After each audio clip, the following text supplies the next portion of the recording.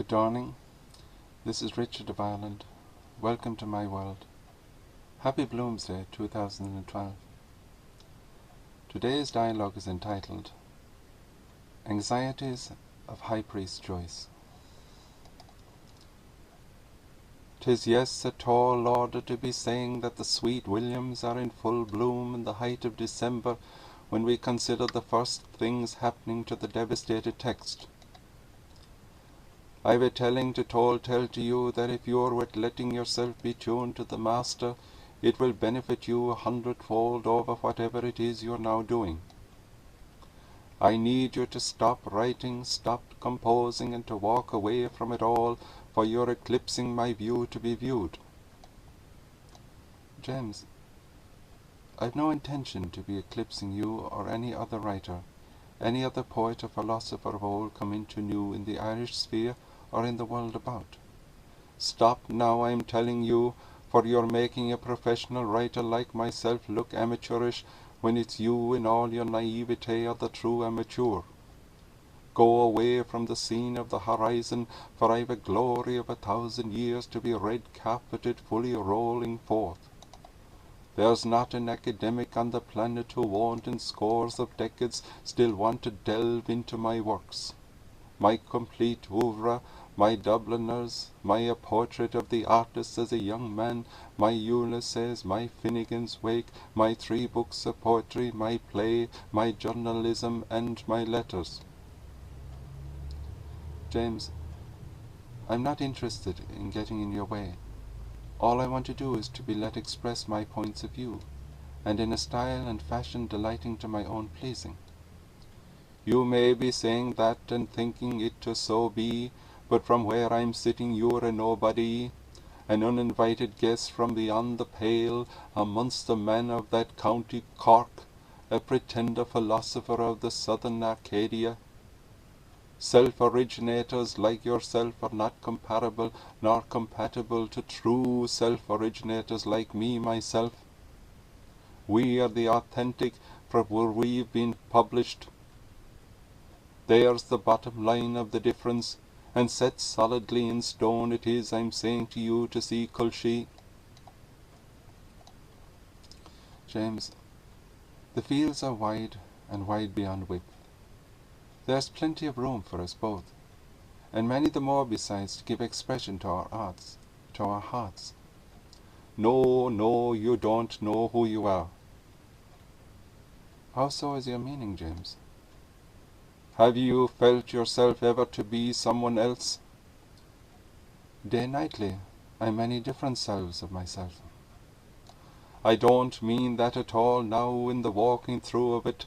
What I mean is to have you ever felt that you'd been someone else before in a life, say, living afore? All the time, day nightly, do I know this to be so. Do you know who you were not so long ago? To my own self do I know. I don't want you to be writing, stop composing, leave from your village hermitage and go dwell in some faraway land, anywhere save on this our native island. James, thus far I love being here, for in here I'm by far able well to express my quill art. Leave from here, for there can only be one James Augustine Aloysius Joyce. You must leave, and you must stop writing.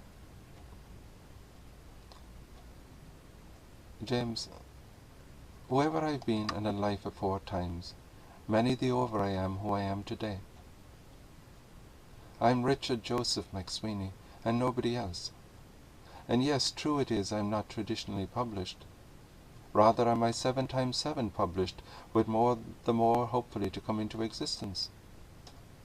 But that doesn't make me any the less or the more an amateur or professional than you yourself were of an afternoon in Paris, prior to you serendipitously of that same evening meeting in the house of a poet, the visionary, generous, and most patient Sylvia Beach of the Shakespeare and Company bookshop. This is my day, James, the age of the internet, the age of new ways of expressing oneself.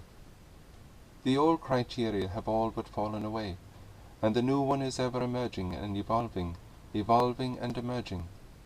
And I am of this emerging, evolving and creation. So please don't be confining me to old out-of-date ways. I don't care what you have to say, but I don't like at all your presence in the literary world, the world that's mine alone for the dominion and the power. Get away and be no more with taking up your quill. Your work is too profound to be out there. Look, see, and learn from my writings. Listen, hear, and learn in particular from my mighty Ulysses, in which I chronicle the journeying of Leopold Bloom through my beloved Dublin during a very ordinary day, and that day being the 16th day of June in the year of 1904. This is Bloom's Day. This is my literary feast day. Rawness and down to basics is the true beauty of all being well. Of all being well, all is with time of beauty, I wrote. Get out of my sight, out of my outer and inner, out be out. James, why are you barking like this? There's room for us both. I don't want you in my literary domain. There can only be one high priest of literature, only one Melchizedek, a priest forever of the written word, and that one clearly is me myself. James, I admire you, a literary wonder you are, who under great psychological, emotional, and physical difficulties still manage to produce works that are lasting standing time. You and I share the same homeland. You and I see ourselves as citizens of the world, even of the universe, yet you and I are not one and the same. And it's that difference in seeming sameness which has to be taken fully into account. Look, Leechard, I can see you have some one or two sparks of rare creativity in you all right from reading your works, but in my superior opinion you're an amateur, and like all amateurs are you only fit food for the manure heap. Respectfully, James, I'll continue to write and compose my ideas in words as beautifully as I Arcadianly can. Respectfully, James, don't be standing in my path. Don't be blocking out my intended sunlight, moonlight, and starlight. I take my hat off to you for your pitiful belief in yourself, but now I'm putting it right back on with knowing you to be with a June oak limb floating away on the lee, or should I say the bride in the black water, all the way to the opening sea, and there to be forgotten with the shells of nameless fishes. James, is that all you have to say to me? No, I'd advise you again to read and read over and over all of my works, especially my monumental Ulysses, and learn from the great master wordsmith, the astute master word forger of the ages. Goodbye, James. You've a great mind and a wondrous writer you are, but I've my own pathways to be travelling, and if we happen to meet again, may it be that we do, that you'll see more in me then than you now do. The problem do is I know what I see. Potential do I see. Stop writing, cease from writing profound words, except there can be only one high priest, one Melchizedek. Respectfully, James, you're most welcome to your throneship. A double mirror ever gazing only at itself.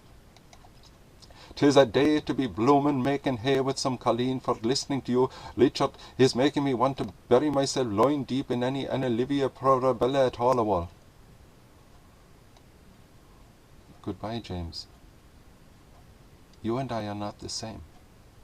Same we are, if you stop and think about it.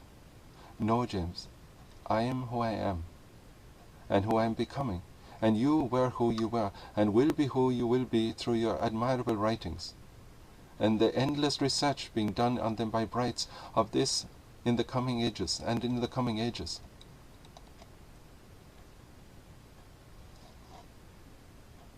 Asha, did you know at all, Richard, that I was planning to write another work after my illustriously elusive Dream Sleepily to Finnegan's Wake? No, I didn't know that, James. Well, I was, so I was, only the damned death of myself conveniently prevented me from the doing so. The damned death is the death of us all, so it is, so it is. You and I, James, are not the same. We think differently about almost everything, save the need to express ourselves in the written word, a non-parallel art form well native to our Irish heritage. Don't forget there too, Richard, at least on my side of genealogy netting, the fine Norman input. I'm no threat to you, James. Why ever could you even think so? Richard, I've read every word you've ever written, and will continue to do so, including that brilliant paper published in the prestigious peer-reviewed international journal, in the James Joyce Quarterly, back in the day, for which you were given no credit whatsoever at all at all.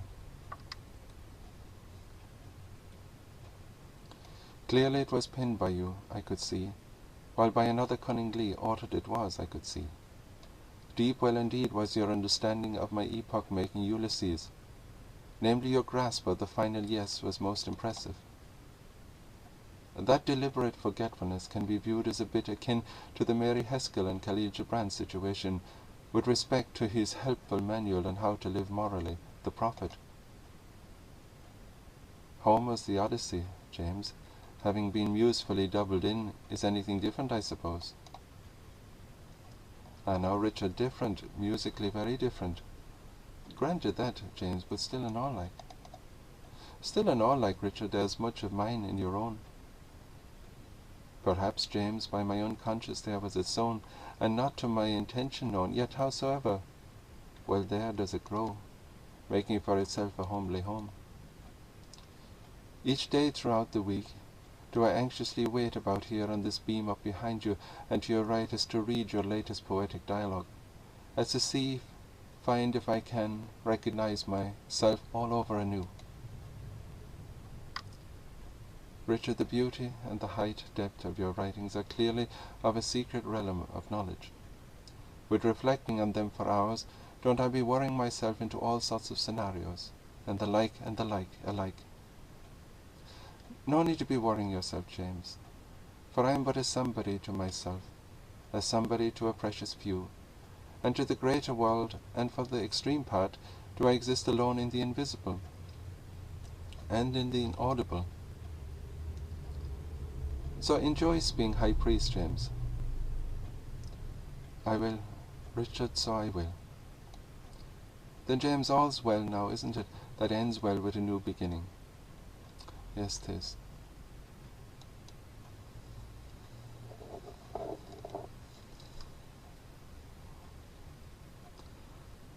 Composed the 12th of June, 2012.